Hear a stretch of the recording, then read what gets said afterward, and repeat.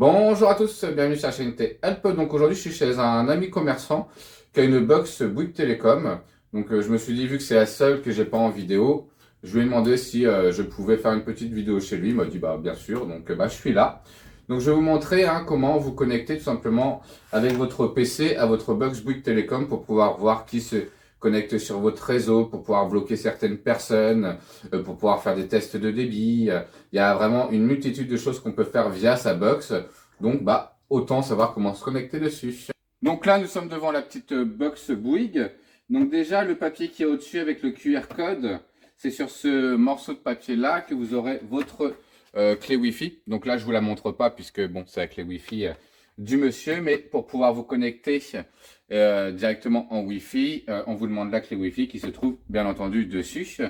Après, sur cet appareil-là, il y a aussi le mode WPS. Donc, vous n'allez pas l'avoir décrit. Donc là, sur une box, par exemple, orange, on va avoir un bouton Wi-Fi et un bouton WPS. Sur la box Bouygues Télécom, on va juste avoir le bouton Wi-Fi. Et pour activer le mode WPS, il va falloir rester appuyé 3 secondes dessus. 1, 2, 3. Une fois que ça clignote et que ça ne s'arrête pas de clignoter, là vous êtes sûr que le mode WPS est activé, donc vous pouvez connecter n'importe quel appareil à ce moment-là. Pour pouvoir vous connecter à votre box Bouygues Télécom, à l'inverse de la box Orange, SFR ou Free, où il faut marquer 192.168.1.1, celle de Bouygues, il va falloir marquer hop là, sur la barre de recherche, là généralement où est-ce qu'il y a l'URL, 192.168.1.254. Là, vous cliquez sur OK.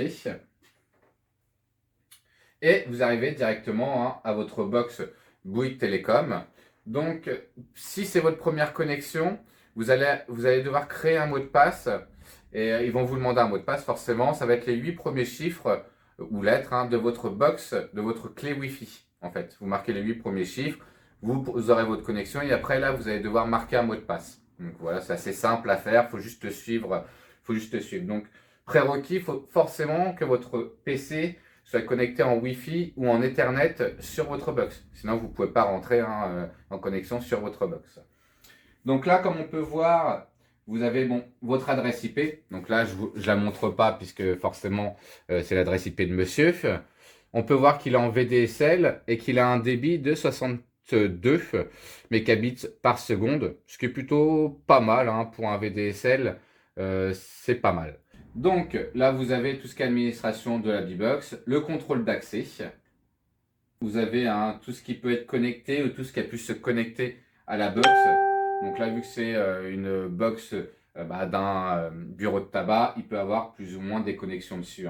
Après, c'est là le but de regarder qui se connecte quand même à son réseau. Donc, et tout ce qui est diagnostic, ça va être pour tester tout ce qui va être téléphone, si tu as ligne internet, si tu sens que tu as des coupures, tu peux faire test de connectivité. Donc pour voir si ça vient de ta ligne ou par exemple de ton PC. Quand ça bug sur internet, ça vient pas forcément de la ligne, ça peut venir du PC ou du smartphone qui peut déconner aussi. Donc voilà, après il y a tout ce qui est analyse du trafic, il y a pas mal de choses à faire dessus. Donc là, je vais pas montrer beaucoup de choses puisque c'est pas ma box à moi. Donc voilà. Mais je dirais, c'est assez simple de rentrer sur sa box. On peut voir pas mal de choses, donc si on peut le faire, autant le faire. Vous pouvez aussi changer tout ce qui est mot de passe sur l'interface de la box. Donc si vous trouvez que votre mot de passe est trop compliqué et que vous n'arrivez pas à le retenir, vous pouvez mettre un autre mot de passe. Donc ne pas oublier de mettre un mot de passe qui soit quand même d'une sécurité assez satisfaisante. Donc au pire, mettez une grande phrase. Vous êtes sûr de vous rappeler avec des majuscules en chaque début de mot. Enfin voilà, essayez de varier, mais mettez une grande phrase d'au moins 20 caractères dans tous les cas.